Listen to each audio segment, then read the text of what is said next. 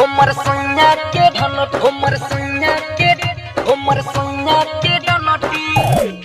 ढनटी हमर सैया के ढनट हमर सैया के ढनटी ओय में दूध को ढनटी। संगम रिकॉर्डिंग स्टूडियो चकरमनिया। हमर सैया के ढनटी ओय में दूध को घनटी हमर राजा के ढनटी ओय में दूध को घनटी देखे में पातर छितर लागै छै सोनठी हमर राजा के ढनटी ओय में दूध को घनटी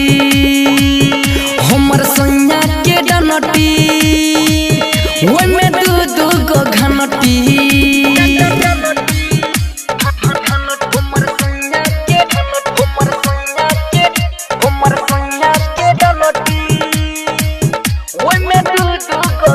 सिंगिंग बाय सागर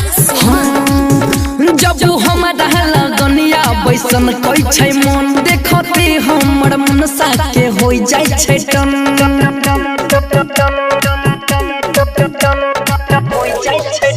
जब हम लगनिया बैसन कै छै मन देखते हमर मनसा के होई जाय छै टन सोहग के रात रहे शर्म के बात रहे देखलिए सब कुछ ओ हमारा साथ रहे बिना रजोइया के लहकोई छै ठनढी हमर राजा के ढनटी ओय में दूध को घनटी हमर सैया के ढनटी ओय में दूध को घनटी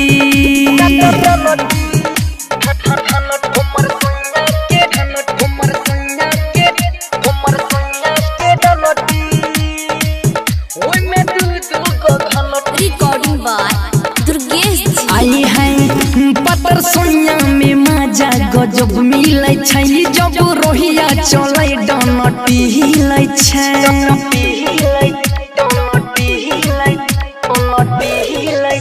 पतर पिया में मजा गजब मिलै छै जब रोहिया चलै डनटी हिलै छै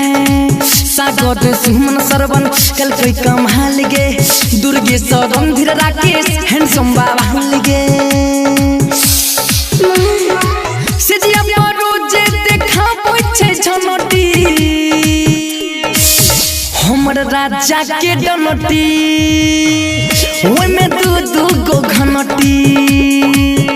हमर सैया के ढनटी ओय में दूध को घनटी। संगम रिकॉर्डिंग स्टूडियो चकरमनिया।